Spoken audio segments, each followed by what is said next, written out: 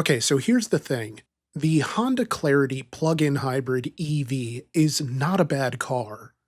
And that is the worst part about it. Because this was a common sense solution to making an EV accessible for people who didn't want to fully commit to an EV lifestyle, but wanted to stay in the Honda family.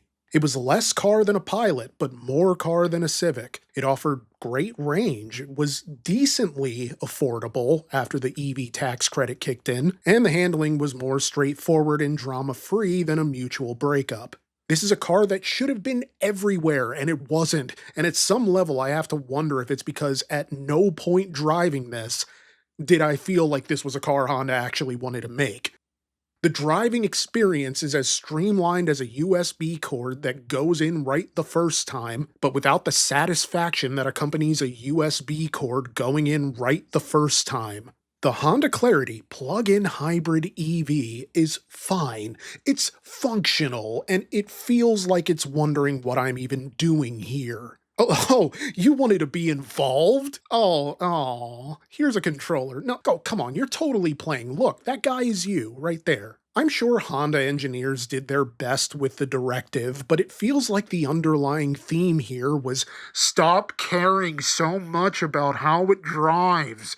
That's not the point of a hybrid. Stop caring. I mean, come on. Honda didn't want to make this car. They probably just felt like they had to because they weren't going to make money from the other two models in the Clarity program, since it had all the infrastructure support of a high school arts program. And it should have been easy to make money with the Clarity hybrid because it's the path of least resistance when you're trying to convince people that EVs are a good thing. I mean, it's a hybrid, for crying out loud. This is pizza night after a 12-hour shift. It should have been that easy because it was a compromise between the EV agnostics of flyover country and the tech-forward virtue merchants of Southern California. But I think the underlying cause of the Clarity's failure is the same for every troubled marriage in human history, and it's namely that compromise only works if you commit to it. Today's episode of Regular Car Reviews is sponsored by Lasfit. In case you're living under a rock, the East Coast is living under snow. And with snow comes big chunks of rock salt that just follow you everywhere. And they follow into your car. And there's nothing more disheartening, I mean, take it from me, of just seeing your floor mat turn white and crusty and nasty and realizing that you're going to have to haul the shop vac out and deep clean your floor mats after all the road salts and the brine? The brine. People in the Southwest don't know what I'm talking about. But that's not a problem with Lasfit. These are laser-fitted mats made to fit perfectly into your footwells. They go all the way to the edges. They go up underneath the pedals. Get into your car with snowy, sloppy boots and forget about it because they're so easy to clean. You take them out, you spray them down, put them in your slop sink, let them dry, put them back in. And they look fantastic too. And they're also free from harmful chemicals. They're made with high quality TPE materials. Here we're putting them into my friend's Hyundai Santa Cruz. This is before the snow fell, but he is so happy they're in there now. So click on the link in the description and use code RCR to save money on the Lasfit website. Once again, click the link in the description and use code RCR to save money on the Lasfit website. Thank you. 2018 Honda Clarity plug-in hybrid EV, the official car of ego death. What identity does this have? Honda produced the first hybrids sold in the United States with the Insight, and although the Prius was already being sold in Japan, Honda getting their car to market here first precluded them from needing an identity for the Insight in any meaningful sense. But the Clarity didn't have that advantage. By the time the plug-in hybrid Clarity hit for model year 2017, the Prius had already spent 2 decades as the eco-friendly option for thrift store aficionados and tree-chaining grad students with a hemp milk fixation and so many unresolved childhood emotions that whenever you ask if he's feeling the edible, he thinks you're asking him how he feels about his mother. Then you had the Ford Fusion for people who put "I can't believe it's not butter" in their butter dish and hope nobody notices. Oh look, I'm a real car, not one of those frilly skirted electrics. Please don't look under my hood. And then you had the Chevy Volt for people who weren't embarrassed about driving hybrids, but thought the Prius didn't go far enough. I like my range how I like my warranties. Extended. Even the Hyundai Sonata Hybrid kind of had a rep for being budget conscious, right? Hopefully I'm not misremembering that. But within the context of its time period and its competitors, how did the Clarity stand out? And I think the answer is that it kinda just didn't.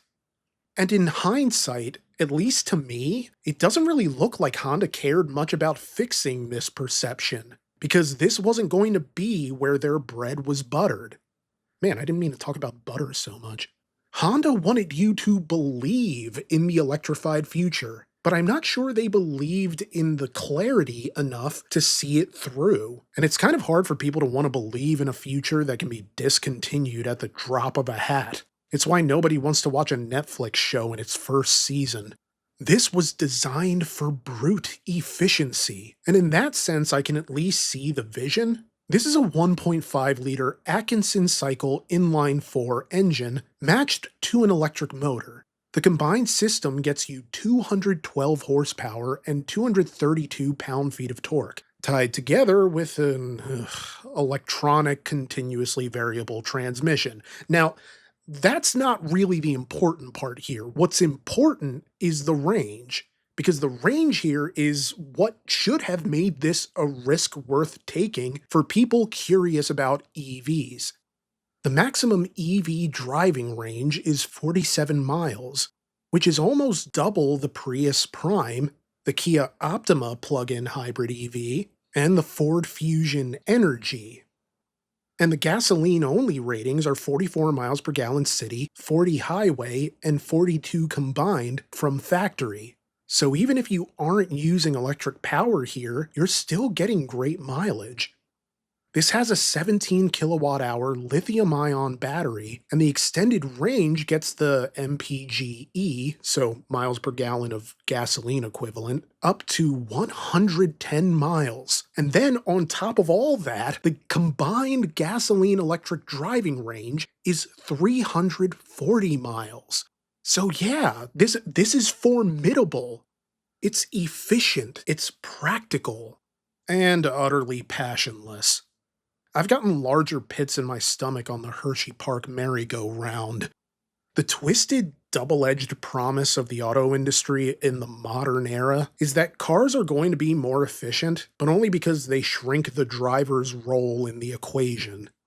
If you've ever wondered what it would be like to give an entire presentation on Zoom and then find out you were muted the entire time, here you go.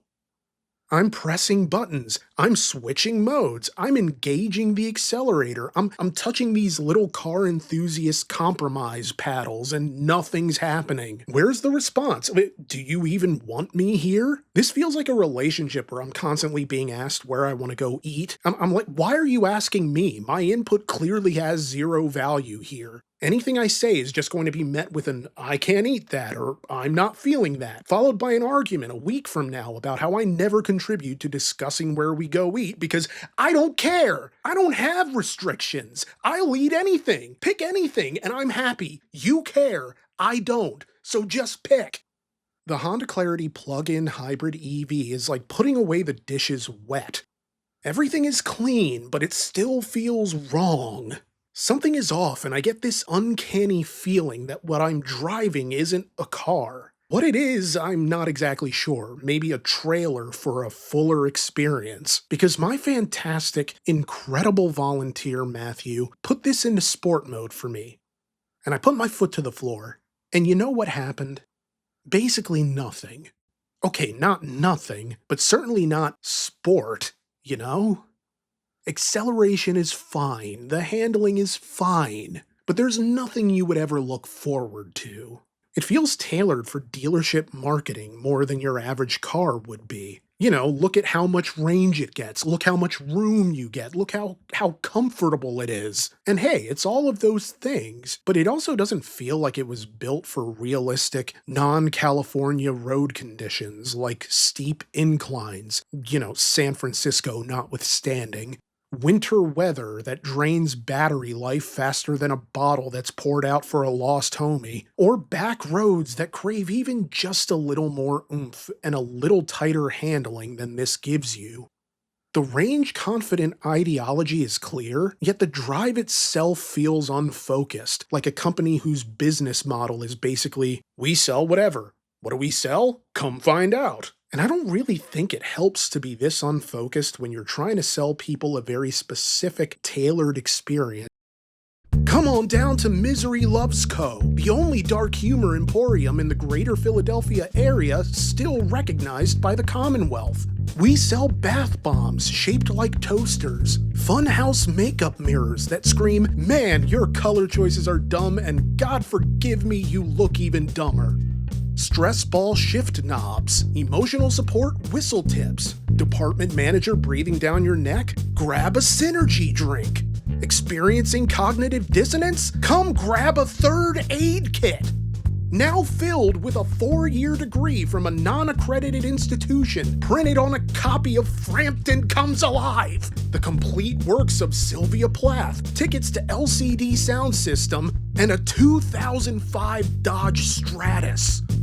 Misery Loves Co. is the only place on the East Coast where you can get hilarious gag birthday gifts for the slacker in your life, like pants that congratulate you for putting them on. Great job, Tyler. A toothbrush with sertraline-coated bristles, a lifetime subscription to Tubi, and our best-selling Day-a-Day calendar. Oh man, let's see what I got for Monday. Oh snap, I got Friday! We also sell reasonably priced hurricane supplies, like infinite ply toilet paper, a hand-cranked perimeter alarm, and temporary tattoos with your name and phone number. No, they aren't made to order. We already have your information. So get your sweet bipper down to Misery Loves Co. and give your suffering a silver lining. Okay, so enough burying the lead. What is the history that doomed this from the start? Well, you see, the idea goes back to 2006, when Honda developed a fuel cell concept car. By 2008, the concept, now dubbed the FCX Clarity, was being leased out as part of a sort of pilot program made available to around 200 people across the US, Europe, and Japan. And it appeared to do well enough to give Honda the confidence to release the multi-variant Clarity lineup for model year 2017. But you can make the argument that the world probably still wasn't any more ready to receive it than Honda was to make it in the first place, because the Clarity is really 3 models, each with different powertrains. You have the battery electric, the fuel cell, and the hybrid versions. Now, it's my understanding that the first 2 were produced in order to comply with California emissions laws that required automakers to make a certain number of zero-emissions vehicles. But the problem is that the mid to late 2010s didn't have the same infrastructure that we have now. Not for EVs, and definitely not for fuel cells. So they needed to make something that could earn them money. Something that could actually sell. And so Honda put together something that was optimized for range, but seemingly without a whole lot of thought put into making the drive dynamic. And this is how we ended up with a hybrid EV whose driving experience feels so low effort you'd think it were engineered by Miles. Which is odd because it feels like Honda directed a lot of their attention to the design of the car itself, for better or worse. And in a weird way, I kinda like the shape of it. I mean, these skirted rear wheels are kinda dumb. I get that it's a callback to the Insight, and it's a bold swing into retro-futuristic territory. But there's a reason skirted wheels have been relatively rare on production cars from major automakers. An EV was going to be a hard enough sell to some people without making it look even more suspicious, right? What are you hiding under there? Oh snap, I'm dubbing back in right now because I just realized I forgot to mention the peek through trunk. I mean, why do I need to be able to peek through the trunk lid to look into the trunk, but also have another tiny sliver of a window on the other side so that the passenger can look into the trunk? I mean, I can understand at a certain level of utility that maybe you want to be able to look back and make sure that you remember to pack something without having to pull over the car, get out, open the trunk, and have a look inside. You can just tell one of the kids to look back there through the little hidey hole, the little viewfinder of a window that you get, and just be like, hey, is my Pelican case in there? You know, just the one that has the little label on it that looks like a a pelican, I guess. What do you mean what's a pelican? It's that bird, you know, the one at the ocean, the Scuttle from The Little Mermaid. Just is there a giant armored looking black case there or not? With that said, I still do like curves. I also like them on this car. It just fits with the design language of almost the future, but still unfortunately the present. Now, you would think it'd be more aerodynamic as a result, but for all I know, this design is the only thing that got me up to highway speeds to begin with. But again, that's not the point of this car. The Clarity wants you to care less about the drive than about things that make it practical, like range and interior comforts. And this has that. It has one of the less busy center stacks and infotainment setups I've come across for a car of its type, even as I continue to unreasonably hate shift buttons. But there's still a visual language here that's the automotive equivalent of Courier New. It's easy to read, it's easy to understand, and yet it was never lost on me that Matthew, who came to us from Maryland, was continually having to charge this up because it's just not built for cold weather. Yes, he can get up to 50-mile EV range when conditions are ideal, but these are not ideal conditions. And once that battery drains, what you're left with is a heavy sorta sedan, sorta crossover that doesn't have an engine powerful enough to move it. So it doesn't surprise me that this didn't sell well enough to justify its existence. This lasted until 2021, and towards the end of its life, you mostly found these on the West Coast. I mean, Matthew even told me he doesn't know how this even ended up over here, but, you know, he hopped on when he had the chance because it was more affordable and more car than some of the others in its class. Yet I think the story of the Honda Clarity is that it was never intended to have a long life. It was almost like a stopgap as Honda figured out how to truly get into the EV space in a more sustainable way, in a more evolved and involved fashion. But even if this wasn't what the people demanded, it could have been exactly what was needed had Honda stuck with it, made it more adaptable to different climates and different terrains. Because a car doesn't really have to provide a fun driving experience to still have value. And this could have been a perfect entry point to the EV scene, even in places with a less robust infrastructure. All people needed to give EVs a chance was something to crowd out the range anxiety and to offer less of a long-term cost burden, yet maintain the domestic utility required of even your most basic gasoline-powered car. So in that sense, it's kind of a bummer that this didn't last. But then, maybe I'll take Honda's advice and stop caring.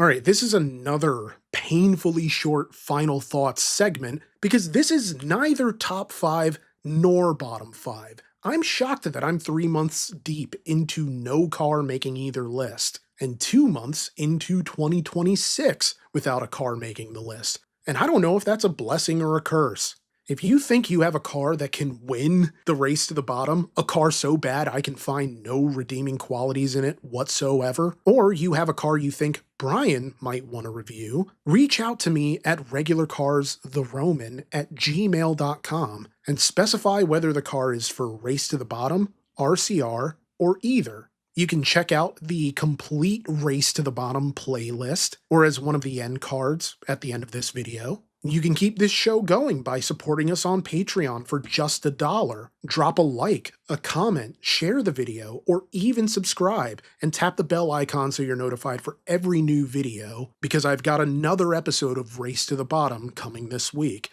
Any of those things would really help us out. Thank you to Matthew for volunteering on such short notice. Give my best to your family. And thank you for watching. Have an outstanding rest of your week.